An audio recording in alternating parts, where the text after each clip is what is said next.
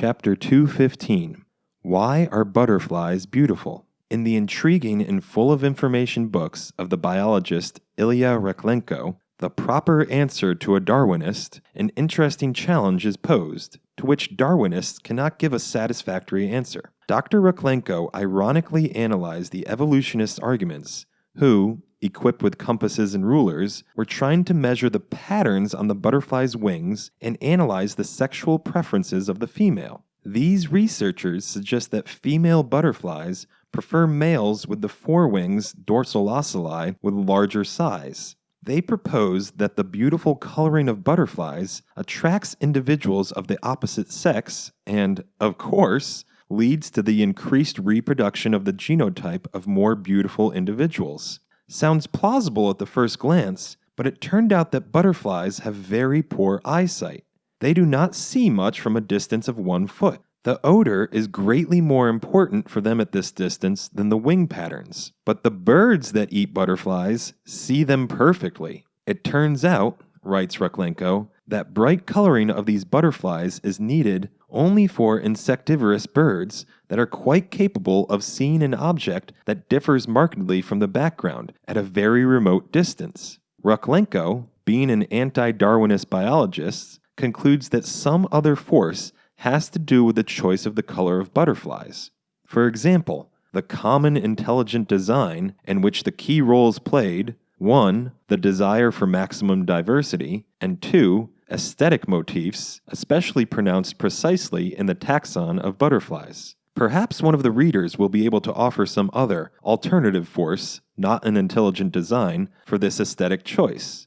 I would like to get acquainted with such alternative assumptions, but the fact that the butterflies under discussion is definitely not the survival product of the fittest is quite clear to me. I would agree with Dr. Reklenko if he explained what common intelligent design is and why the common intelligent designer would need beautiful butterflies' wings. It is illogical to endow the supreme being with our primitive emotions and tastes. We are not ancient Greeks who believed in the gods who used to anger, revenge, fall in love, mate, and throw thunderbolts. Our designer is so superior to all human beings that the tropical butterfly's wings can neither raise nor lower his spiritual needs. At the same time, nature is full of examples of really protective means that can be conditionally divided into 2 categories, passive and active. Among the passive protection means, the most common is a mimicry. That is, the imitation or masking of potential victims by color, form, sound, and even collective actions,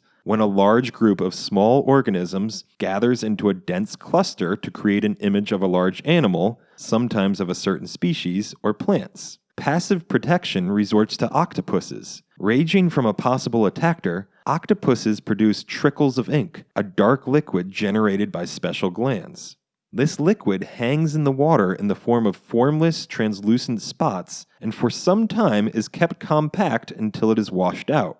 Jacques Cousteau, in the book The Silent World, has suggested that these spots are some kind of false targets designed to distract the attacker's attention and allow the octopus time to hide. Military pilots behave the same way of avoiding missiles by deploying flares. A skunk, avoiding a predator's attack, releases such an unpleasant jet from his glands that this can also be attributed to an active form of protection.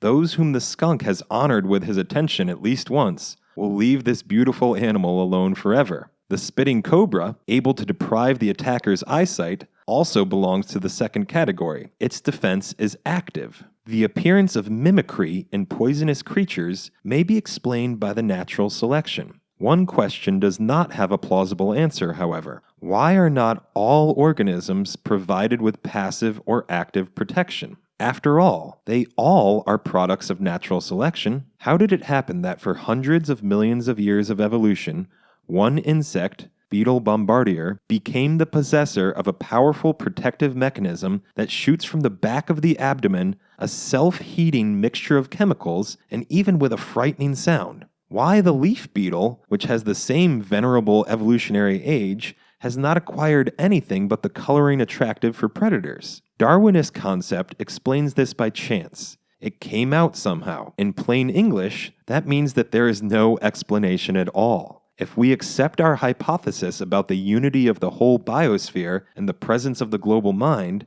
the explanation becomes simple, obvious, and logical. Global mind has in its economy all living beings and cares about the biosphere as the one whole. It has no particular task of preserving the butterflies. It is aware that in addition to winged insects, there are also winged birds that need to eat and feed their offspring. We are not as smart and far-sighted as global mind. But if we have pets, we do not hide food from them. On the contrary, we always put out a saucer with milk in the same place and try to do it at a certain time. We learn the tastes of our pets and buy them the kind of food that they eat with particular pleasure. We reasonably limit our cats' and dogs' food supply so that they do not gain weight and get sick. All this we do because we want them to be healthy and friendly animals who would live with us as long as possible. But if you do that, why would global mind hide the butterflies from the growing birds' generation? It is a diligent master and acts wisely. Therefore, butterflies have an attractive coloring and tigers have camouflage stripes.